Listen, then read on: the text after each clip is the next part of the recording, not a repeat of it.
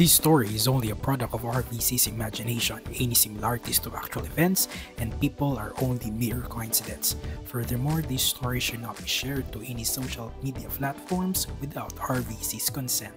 Thank you. Matagal na nagsalita si Tia Lori. Napabuntong hininga pa ito ng ilang ulit. Anak, gusto mo ba malaman kung nasaan ang ama mo? Tanong ni Tia Lori na may halong pag-alala. Hindi ako makapagsalita. Hindi ko alam kung gusto ko pang malaman. Sa sinabi ko nga noon ay wala na akong pakialam sa kanya dahil hindi naman niya ako tinanggap kaya ipinamigay ako ng mama ko. Tia, naguguluhan po ako sa tanong mo. Akala ko ba wala ka masyadong alam tungkol sa kanya? Tanong ko na parang di mapakali. Patawarin mo ko anak kung ngayon ko lang ito sasabihin sa'yo. Isang araw pagkatapos makalabas ang mama mo sa hospital ay sinamahan ko siya sa mansyon ng mga Reales. Sabi ni Tia na nauutal. Reales? Tanong ko na naguguluhan na. Katulong ang mama mo sa mansyon ng mga Reales. Siya ang nag-alaga sa anak ni Miguel at Susan Reales. Ang sabi ng mama mo ay pinagsamantalahan daw siya ni Juan Miguel Reales, ang ama ng kaibigan mo na si Candy. Patuloy ni Tia sa pagsabi. Ako naman ay napaawang ang bibig. Di makapagsalita pero tumutulo na ang mga luha. Ang kamay ko ay nakakuyom na sa ibabaw ng aking mga hita. Di ako makapaniwala sa mga naririnig ko. Nagpatuloy pa sa pagkwento si Tia Lori. Noong araw na pumunta kami sa mga Reales ay bitbit kanya at pinakilala sa ama mo. Nandoon din ang kanyang may bahay na si Susan Reales na isa ding buntis. Pinagtabuyan kayo ni Juan Miguel kasi hindi kanya inaangkin bilang anak. Nagsisinungaling lang daw ang mama mo, sabi niya. Nagkagulo na sa mansyon kasi pati ang may bahay ni Juan Miguel ay dinala na sa hospital dahil may dugo nang lumalabas sa kanya. Ang balita ko ay nanganak si Susan nang wala pa sa oras at hindi nakayanan iyon kaya pumanaw din ito, tugtong pa niya. Ako na may nakikinig lang at umiiyak. Nang maiwan kami ng mama mo sa mansyon ay naiwan din yung panganay nilang anak na si Marco. Nasa 5 taong gulang pa yata noon yung batang yon. Lumapit siya sa mama mo na umiiyak at sinabing nagsisinungaling si mama mo. Hindi kanya kapatid. Sabi naman ni Tia na umiiyak na. Ako'y nagpatuloy lang sa pagtangis. Wala ni isang salitang lumalabas sa bibig ko. Hindi kaya ng mama mo na buhayin ka.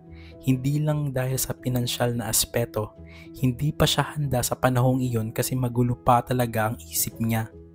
Tapos nangyari na yung mga kwento ko sa iyo noon kung paano kita nakuha at paano kanya iniwan sa akin, si Tia Lori.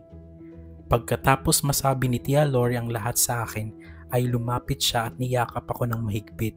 Doon na ako napahagulhol ng malakas. Parang sasabog yung puso ko. Anak, kahit anumang desisyon mo patungkol dito ay susuportahan kita. Nandito lang si Tia, hindi ka iiwan. Sabi niyang habang nakayakap sa akin na patuloy pa rin sa pag-iyak. Isang oras din kami nagyakapan ni Tia. Ako ay napagod din sa kakaiyak. Wala ni isang salita akong nasabi kay Tia. Para akong batang nakatulog habang yakap siya. Pinahiga na lang niya ako sa sala kasi di naman ako kayang buhatin ni Tia sa silid ko. Kinabukasan ay nagising ako sa sala. Lumapit si Tia Lori sa akin, hinahaplos niya ang ulo ko. Tumulo na naman ang mga luha ko. Sana panaginip na lang lahat ang sinabi ni Tia Lori sa akin. Niyakap na naman ako ni Tia. Anak, ipalabas mo lang sa akin lahat ng nararamdaman mo, naiiyak na sabi ni Tia. Ayaw ko na silang makita, Tia. Kung ayaw nila sa akin, hindi ko na din sila kikilalanin. Umiiyak na may galit na sabi ko. Naalala ko yung mga sinabi ng mga kaibigan ko tungkol sa pagkakahawig namin ni Candy at Kuya Marco, pati na din kay Miguel Reales. Naalala ko din yung mga sinabi ni David tungkol sa physical features ko. Binaliwala ko lang yon kasi marami naman talagang magkakamukha kahit hindi magkamag-anak. Pero ngayon, everything makes sense na. Naalala ko din yung mga tagpo pagkatapos akong hawakan ng bata sa kamay para humingi ng barya.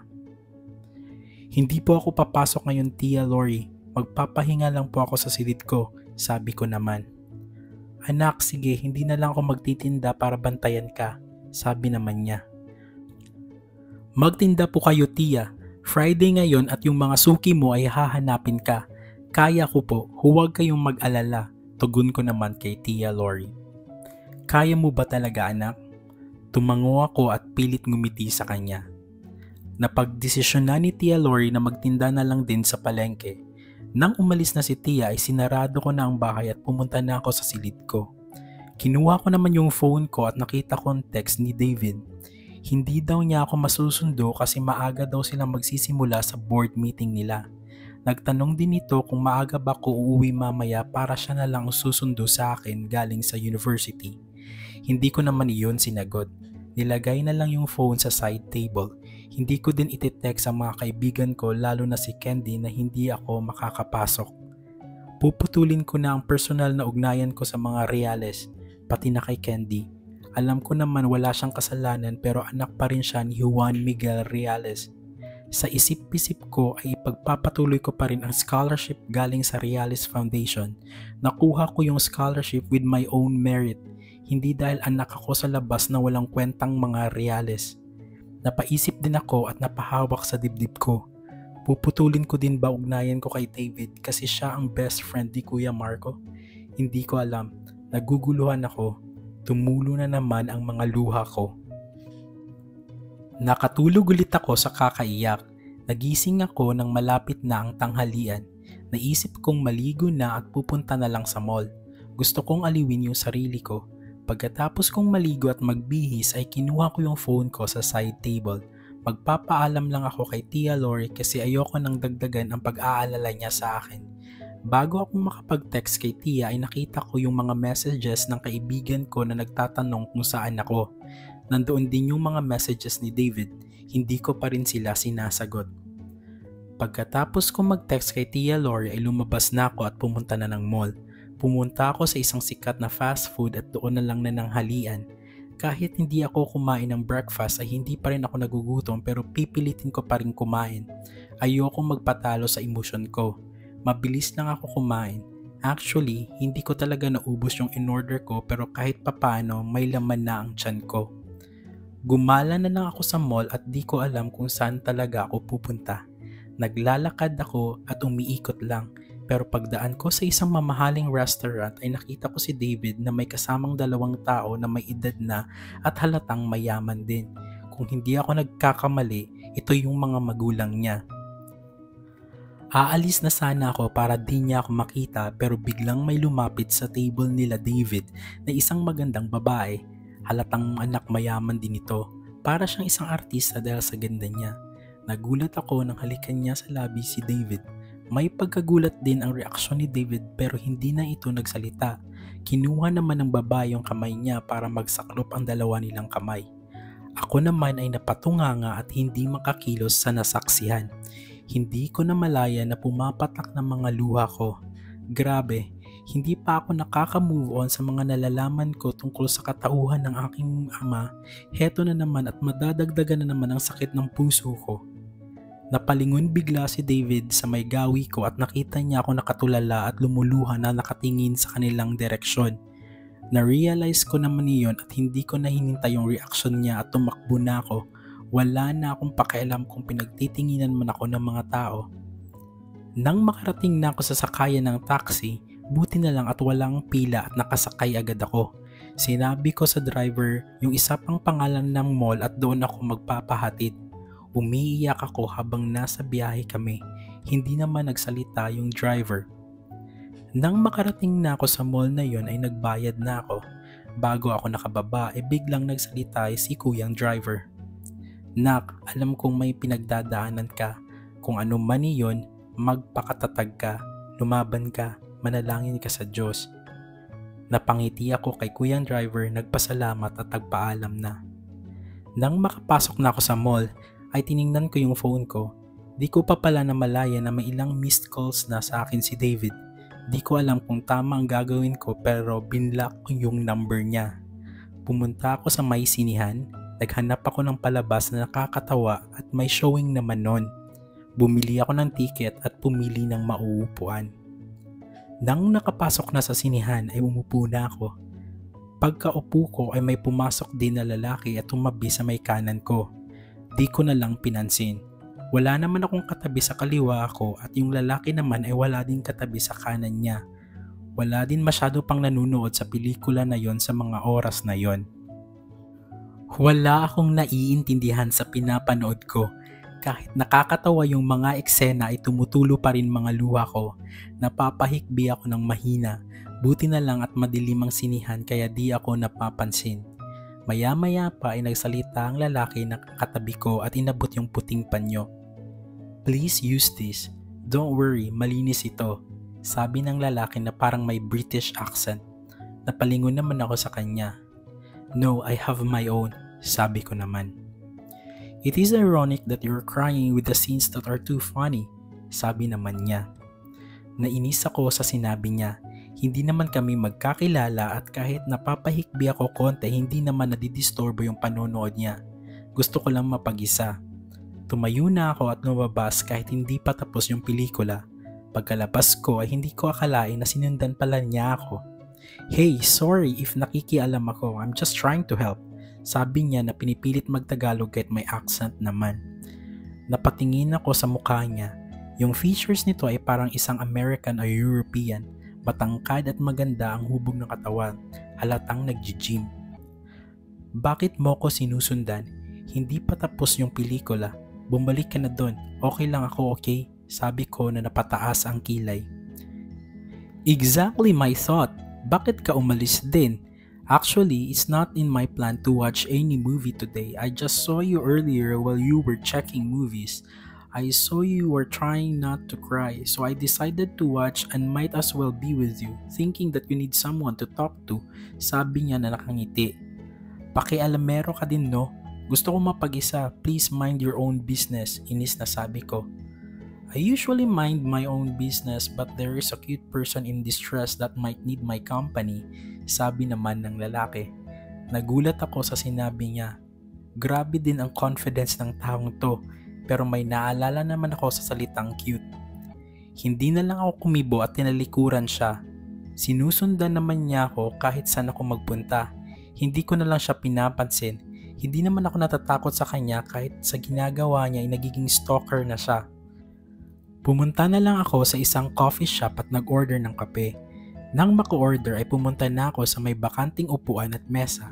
Nang maka-order din yung lalaki, umupo din ito sa may harapan ko. "Hey, I'm Alexander McBride, but you can call me Alex," pakilala niya at naglahad ng kamay. "James," sabi ko na hindi kinuha yung kamay niya. Hindi naman sa bastos pero wala talaga ako sa mood. Binawi naman niya yung kamay niya. "Whatever is it that makes you wary, you can let it out to a complete stranger," nakangising sabi niya. "Like you?" tipid ko na sagot. "Yup, like me," sabi naman niya. "It is too personal," sabi ko. "Well, we can talk anything," nakangising sagot niya. "Anything?" tanong ko. "Yup, anything para mawala konti yung lungkot mo," sabi niya na nagtatagalog na may British accent. "Baka nga malulungkot pa ako lalo kasi maubusan ako ng English sa'yo," sabi ko. Natawa naman siya. "But you see, I am trying to use Tagalog," sabi niya. Hindi ko alam pero pinayagan ko sarili ko na makipag-usap kay Alex. Napag-alaman ko na isa siyang Filipino-British. Noong nakaraang linggo pa siya nakarating sa Pilipinas at dito na siya maninirahan. May mga businesses kasi yung family ng mom niya dito at isa daw siya sa magmamanage nito. Hindi ko naman tinanong kung ano ang mga businesses nila. Hindi ko na binahagi yung hinanakit ko at hindi naman din siya nagtanong ng detalye. At least nire-respeto niya yung boundaries ko. Nabahagi ko lang sa kanya na nag-aaral pa ako at nakikitira lang sa tiya ko. Tinanong niya kung saan yung mga magulang ko pero nakita niya na mas lalong lumungkot yung mga mata ko kaya sinabi na lang niya na huwag ko na lang daw sabihin. Marami pa kaming napag-usapan. Pinipilit nga niya magpatawa kaso mas natatawa ako sa accent niya pag nagtatagalog siya. Gustong ibigay ni Alex yung contact number niya sa akin para daw kung gusto ko ng kausap ay pwede siya. Hihingi na lang din siya ng number ko. Wala kasi siyang social media accounts. Masyado daw siyang naiingayan sa social media. Naalala ko tuloy si David sa rason na yon. Binigay ko naman yung number ko sa kanya at pagkatapos ay sinubukan niya akong tawagan. Nang mag-ring ang phone ko ay kinancel niya yung call. Sabi niya i-save ko daw yung number na yon. Alas 6 na ng gabi nang mapag-isipan naming umalis na. Gusto mo ihatid kita? Where do you live? I live somewhere in Quezon City sabi ni Alex. Huwag na Alex, out of way na. Makati lang kasi ako. And thank you again for your company, sabi ko. Okay, I hope to see you next time. And don't forget to call or text me, sabi naman niya. Ngumiti naman ako at nagpaalam na kami sa isa't isa. May natanggap akong mensahe kay Tia Lori na aalis daw ito papunta sa kanyang kumare. Inimbitahan daw ito at baka matagalan din. Sumagot naman ako na okay lang. Bumili na lang din ako ng pagkain para sa akin. Nang makarating na ako sa bahay, ay may nakita ako sa labas at si David iyon na naghihintay. Nang makita niya ako ay di ko siya pinansin. Yayakap na sana siya pero umiwas ako. Cute, may pag-alalang tawag ni David sa akin. Anong ginagawa mo dito? Wala akong emosyong tanong. I want to talk to you and to explain, mahinang sabi niya. Kuya David, sabi ko na tumitig sa kanya.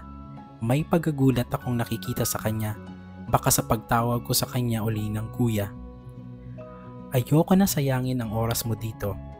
Itigil mo na yung panliligaw mo sa akin kasi hindi kita sasagutin. Pagpapatuloy ko. Please don't do this. Please hear me out.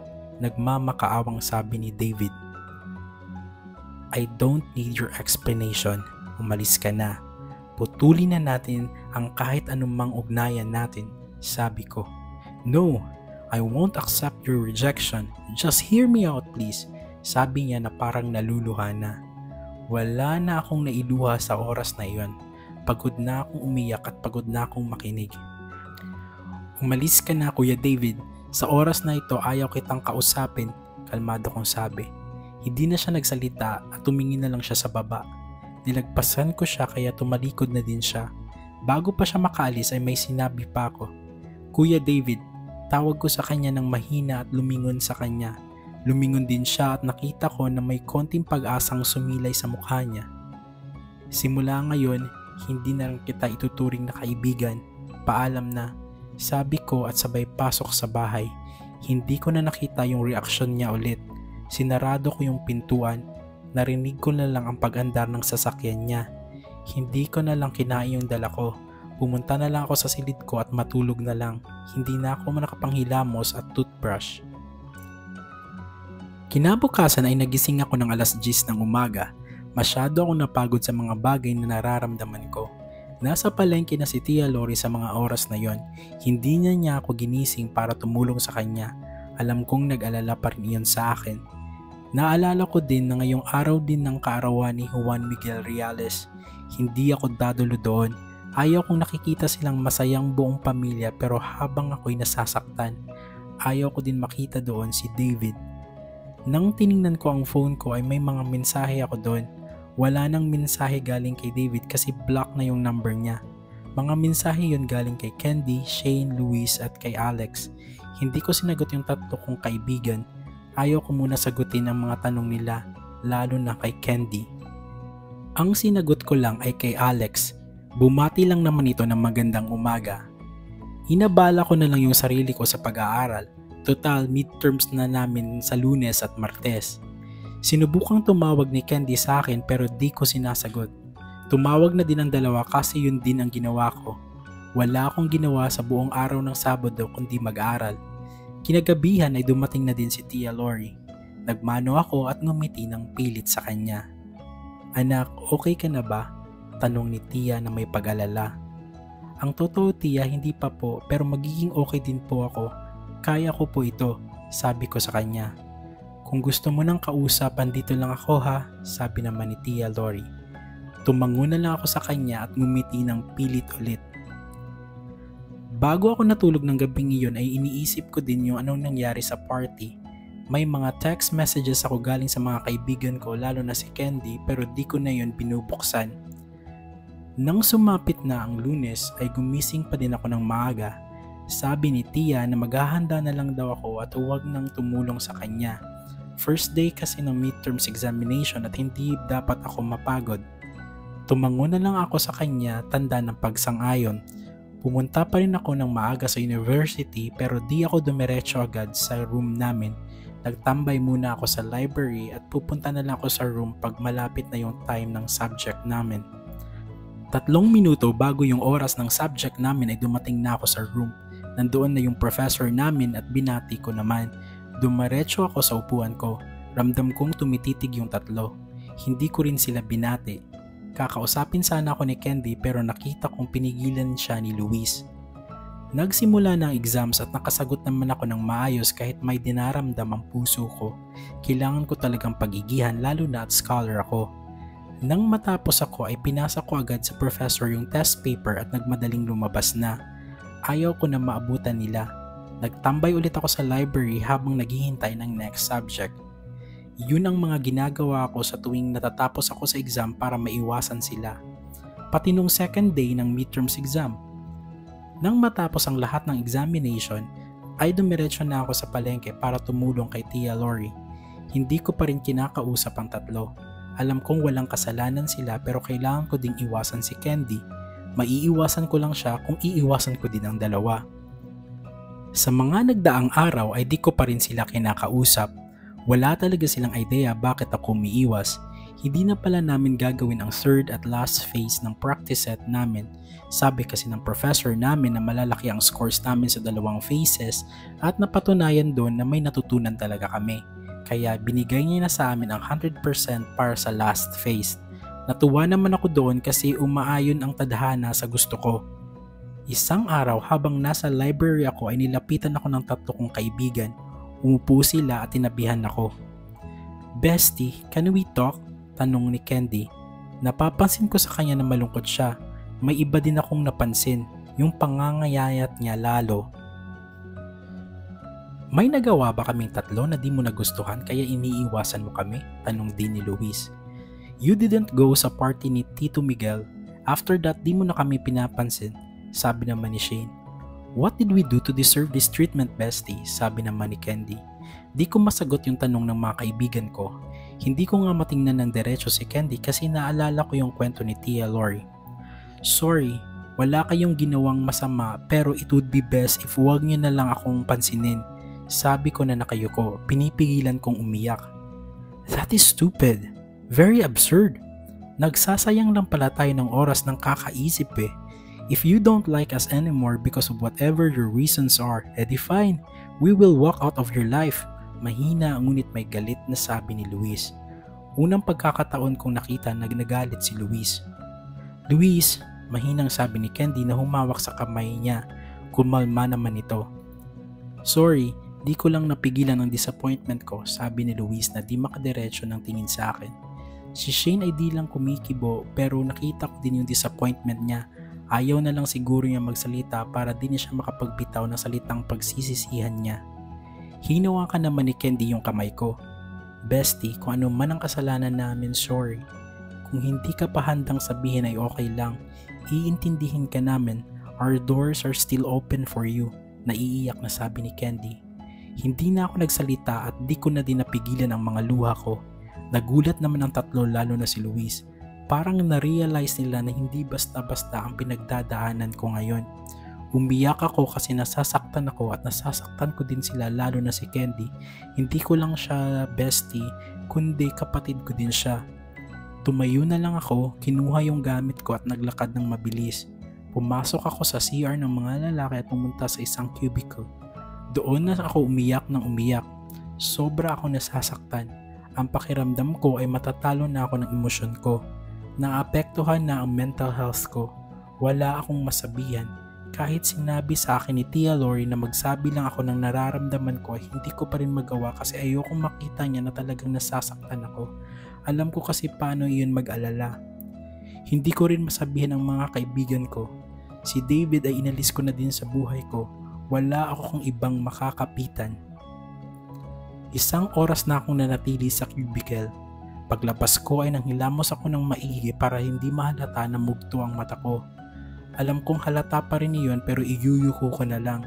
Bago ako nakalabas ng CR ay napansin kong nag-vibrate ang phone ko. Tumatawag si Alex. Sinagot ko naman iyon. "Hey, kumusta?" sabi ni Alex sa kabilang linya.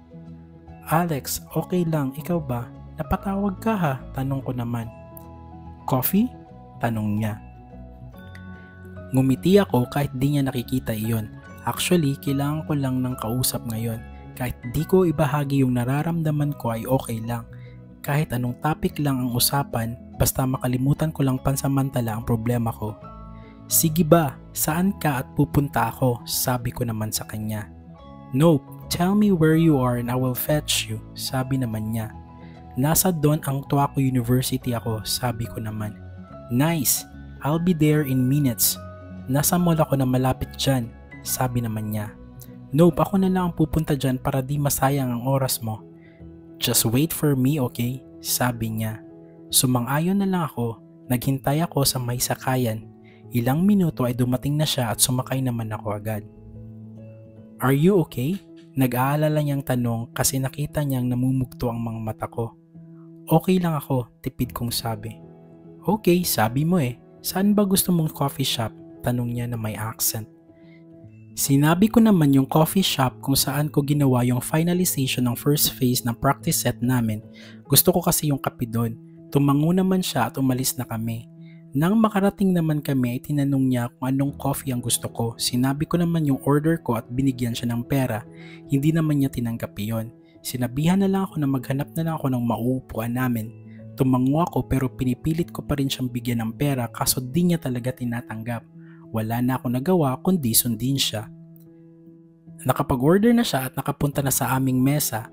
Una ay nagtanong siya kung umiiyak na naman ba ako ulit. Sabi ko naman na hindi at napuwing lang. Alam kong hindi siya naniniwala pero hindi na siya nagtanong pa. Marami siyang mga kwento at ako naman ay nakikinig lang. Nagkwento din ako tungkol sa pag-aaral ko. Naalala ko konti ang mga reales kasi naikwento ko yung scholarship ko. Maya-maya pa ay may nakita si Alex at tinawag niya yon. "David, hey mate!" Tawag at kaway ni Alex kay David. Kinabahan man ay lumingon ako sa taong tinawag niya. Nakita ko nga si David na nakatingin lang sa amin. Lumapit naman siya at kinamayan si Alex. "Nice to see you here. Are you going to stay after your order? If yes, you can stay with us. By the way mate, this is James," sabi ni Alex na hindi natuloy. "I know him. You don't need to introduce us to each other," sabi ni David na nakatingin sa akin. "That's good. So you're friends pala," natutuwang sabi ni Alex. "No, we are just an acquaintance," sagot ko na di tumitingin kay David. Kaya di ko nakita ang reaksyon niya. Si Alex na tumatango-tango. "So you are friends?" tanong ni David na may diin sa salitang friends. Tumingin naman si Alex sa akin at nagtanong, "Are we now?" Hindi pa ako nakasagot ay nagsalita ulit si Alex. "Actually David, I just met him last Friday sa may isang mall. Magkatabi kami sa cinema. Pinansin ko siya because of a funny scenario. I gave him my handkerchief. The movie that we watched was a comedy but he was crying the whole time even if the scenes were too funny," pagbabahagi ni Alex. Nagulat ako nang sinabi ni Alex yon. Hindi ko akalain na nag-overshare din pala ito. Baka magkaibigan lang talaga sila pero hindi dapat sinabi ni Alex yon lalo na kay David pa. Alam kong di naman niya alam ang kwento namin pero naiinis pa din ako. Tumingin naman si David sa akin na may pag-aalala. "Sorry Alex, may nakalimutan pala ako at kailangan ko nang umuwi. Salamat pala sa kape," sabi ko at umalis na hindi hinintay ang sagot ni Alex. Hindi na ako tumingin ulit kay David. Si Alex naman ay nagulat. Nakasakay agad ako ng taxi pa uwi kahit plano kong mag-jeep lang sana para makatipid pero kailangan ko nang makaalis. Nang nakauwi na ako sa bahay ay wala pa si tita. Pumasok na lang agad ako sa silid ko at doon na lang nagmukmok. Hindi na ako umiyak kasi parang nauubusan na ata ako ng mga luha. Tiningnan ko saglit ang phone ko at nakita ko naman ang text ni Alex. Nagpaumanin ito kasi na-realize daw nito na nag-overshare siya. Bukas ko na lang siya sasagutin kasi inis din ako sa kanya. Humiga na ako sa kama ko at nakailip din. Nagising na lang ako nang marinig na may kausap si Tia Lori. Lumabas ako sa silid at sumilip sa baba. Nakita ko na nandoon si David kaya bumalik ako sa silid ko at nagtulog-tulugan. Hindi nila pansin yung paglabas ko sa silid kasi abala sila sa pag-uusap at sinigurado ko talaga na mahina lang pagbukas ng pinto.